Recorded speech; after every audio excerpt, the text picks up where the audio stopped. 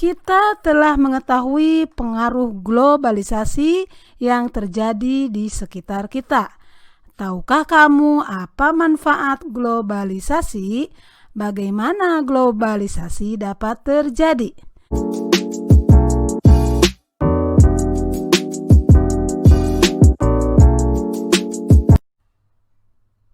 Assalamualaikum warahmatullahi wabarakatuh. Halo anak-anak, kita jumpa lagi dalam pembelajaran tema 4, globalisasi, subtema 2, globalisasi dan manfaatnya, pembelajaran 1. Ya. Baik anak-anak, coba kita perhatikan ya. Kita telah mengetahui pengaruh globalisasi yang terjadi di sekitar kita. Tahukah kamu apa manfaat globalisasi? Bagaimana globalisasi dapat terjadi? Yuk kita amati foto berikut. Ya, perhatikan. Bagaimana pendapatmu, Nak? Baik, setelah mengamati foto tersebut, itu menunjukkan bahwa kegiatan yang ada di foto tersebut merupakan pertemuan APEC yang dihadiri berbagai negara, dan Indonesia adalah salah satu negara yang hadir pada pertemuan tersebut. Dan Menteri Luar Negeri Indonesia, Retno Marsudi, menjadi pembicara pada pertemuan tersebut. Ya. Menteri Luar Negeri Retno Marsudi menjadi pembicara dalam pertemuan tingkat menteri negara-negara Forum Kerjasama Ekonomi Asia Pasifik (APEC) di Manila, Filipina, 17 November 2015. Setelah mengamati foto di halaman sebelumnya ya. Oke, yuk kita coba jawab pertanyaannya ya. Nomor 1. Bagaimana berita tentang pertemuan tingkat menteri APEC tersebut dapat disiarkan ke semua negara di berbagai belahan dunia? Ya, jawabannya adalah ada berbagai cara yang dapat ditempuh untuk menyiarkan berita tentang pertemuan tingkat menteri APEC. Berikut beberapa di antaranya, yaitu pertama, berita dapat disebarkan melalui media cetak maupun elektronik, seperti surat kabar, berita di televisi, majalah, pamflet, dan media berbagai lainnya. Kemudian, berita juga dapat disebarkan melalui siaran radio, baik melalui siaran radio konvensional maupun siaran langsung radio dengan memanfaatkan teknologi internet. Oke, kita lanjut nomor 2. Apa manfaat globalisasi terhadap kerjasama Indonesia dengan negara-negara di Asia dan dunia? Apa manfaatnya, Nak?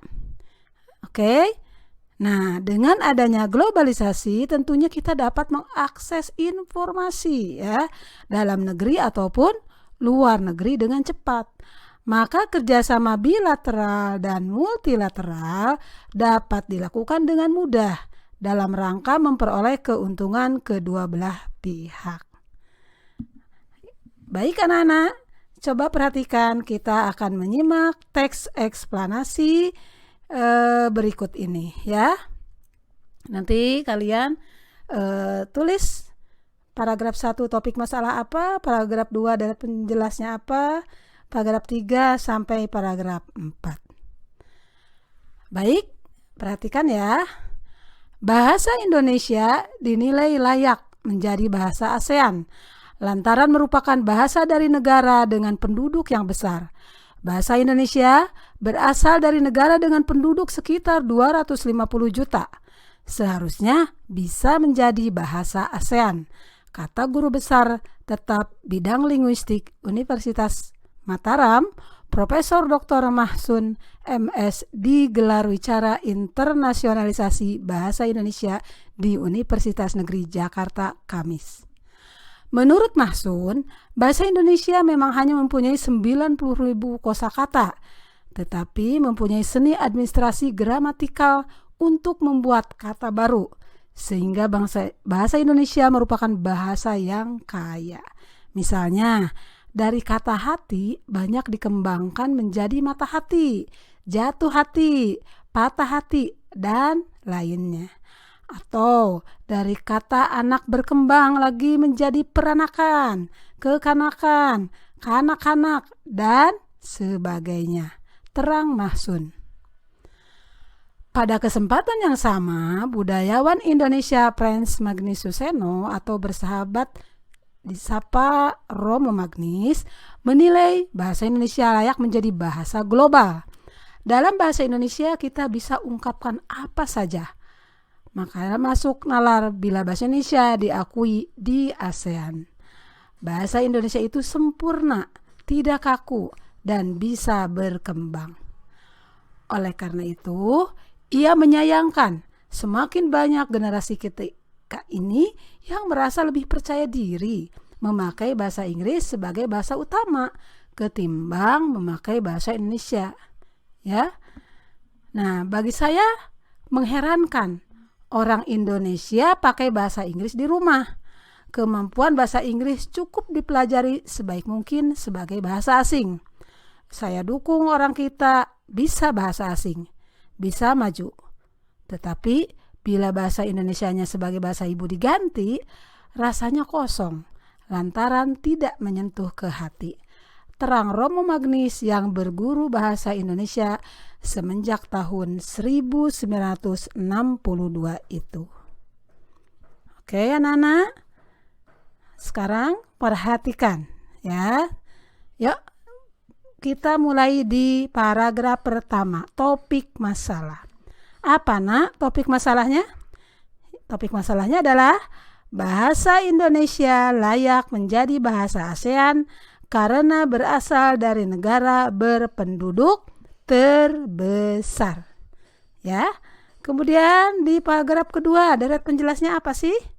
Nah, di paragraf kedua isinya adalah menurut Mahsun, bahasa Indonesia hanya memiliki 90.000 kosakata, tetapi dapat menciptakan kosakata baru, sehingga bahasa Indonesia adalah bahasa yang kaya.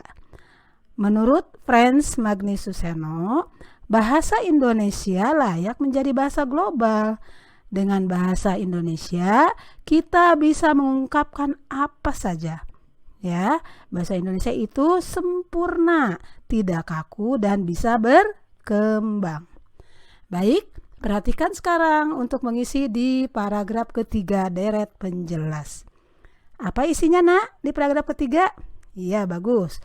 Romo Magnis menyayangkan generasi muda yang lebih memilih bahasa Inggris daripada bahasa Indonesia. Ia mendukung orang Indonesia bisa bahasa asing, tetapi jika bahasa Indonesia sebagai bahasa utama diganti, rasanya kosong, ya. Nah, sekarang coba perhatikan di paragraf keempat, simpulan dan pesan atau pendapat pribadi penulis ya. Apa nah isinya? Yaitu menguasai bahasa asing itu boleh ya, tapi jangan sampai mengganti bahasa Indonesia sebagai bahasa utama ya. Nah itu nak yang perlu kita perhatikan ya. Oke, lanjut kita ke selanjutnya. Perhatikan di sini bagaimana posisi dan peran Indonesia di bidang politik dalam kerjasama dengan negara-negara di wilayah Asia Tenggara ya. Nah kalian bisa tuliskan di dalam diskusi kalian ya. Oke. Nah, sekarang tugasnya coba cari informasi lain tentang kerjasama di bidang politik antara Indonesia dengan negara-negara anggota ASEAN. Identifikasi posisi dan peran Indonesia dalam setiap kerjasama tersebut ya. Nih di sini sudah disiapkan diagramnya ya nak. Kerjasama Indonesia dengan negara-negara di Asia Tenggara di bidang sosial budaya di masa apa nak? Di masa globalisasi ya. Oke, coba perhatikan bentuk kerjasama. Bentuk kerjasamanya apa, Nak? Bentuk kerjasamanya yaitu mempererat hubungan politik melalui pertukaran duta dan konsul, ya. Nah, bagaimana peran Indonesia dalam hubungan kerjasama dengan negara di Asia Tenggara? Ya, yaitu mengirim duta dan konsul ke negara anggota. Kemudian apalagi? Itu menerima dan memfasilitasi duta dan konsul dari negara anggota, ya. Kemudian bentuk kerjasama dalam yang lainnya apa? Yaitu menciptakan stabilitas politik. Ya, peran Indonesia bagaimana, Nak? Perannya adalah ikut serta dalam mengendalikan dan menyelesaikan konflik yang terjadi di negara anggota, ya.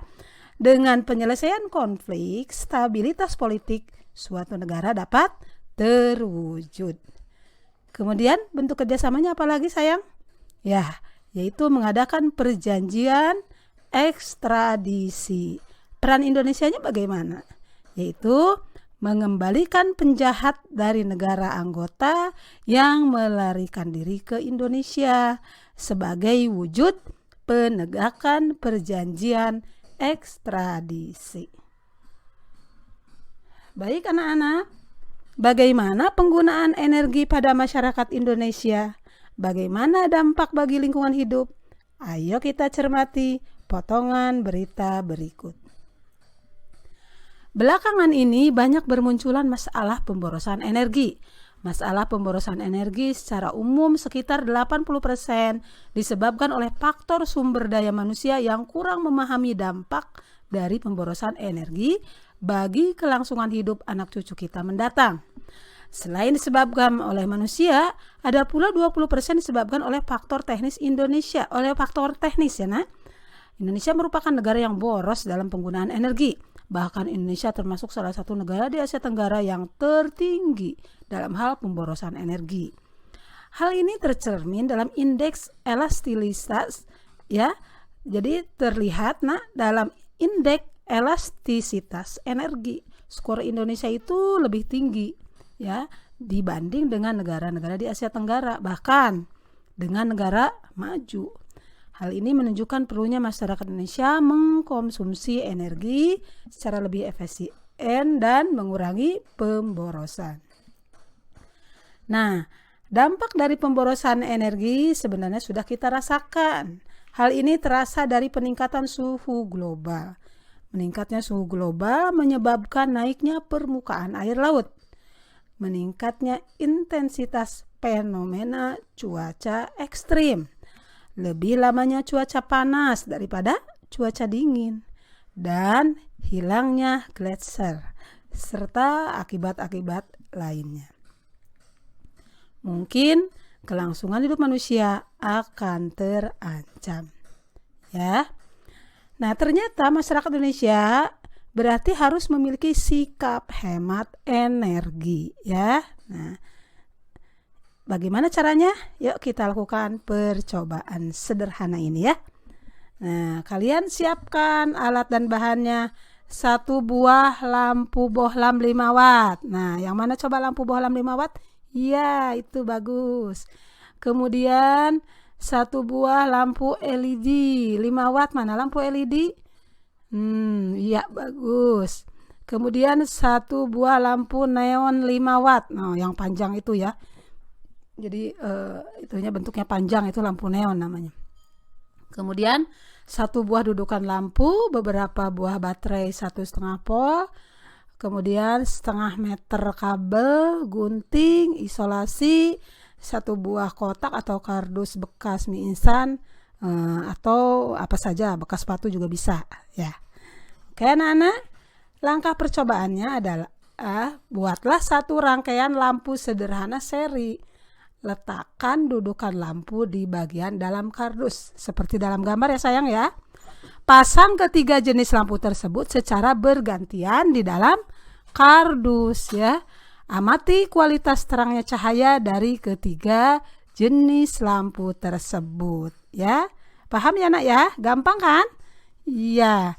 Sekarang kamu bisa jawab pertanyaannya nih kalau sudah melakukan percobaan. Ya. Nah, coba akan Ibu bimbing ya. Lampu mana yang memiliki kualitas cahaya paling terang? Nah, pastinya nanti yang memiliki kualitas cahaya paling terang adalah lampu LED, Nak. Ya. Kemudian yang kedua, lampu mana yang paling hemat energi? Ya, lampu LED, ya. Lampu LED. Karena dengan daya yang sama, lampu LED mampu menyala lebih terang. Artinya jika kita memilih lampu neon atau bohlam, maka kita harus memilih lampu dengan watt yang lebih besar untuk menyamakan tingkat cahaya yang dihasilkan lampu LED. Baik anak-anak, kalian nanti tinggal membuat laporan kegiatan ya kalau sudah mencoba. Nanti coba di rumah ya nak. Laporan kegiatan percobaan lampu hemat listrik, nama percobaannya apa? Misalnya nama percobaannya lampu hemat energi. Tujuannya apa tuh? Kalian tulis saja ya. Misalnya mengetahui jenis lampu yang paling terang, itu tujuannya ya. Terus mengetahui jenis lampu yang paling hemat misalnya ya, dan sebagainya. Terus kalian tulis alat bahannya apa, langkah kerjanya seperti apa, dan jangan lupa kesimpulannya. Oke anak-anak, demikian pembelajaran hari ini. Terima kasih atas segala perhatiannya. Wassalamualaikum warahmatullahi wabarakatuh.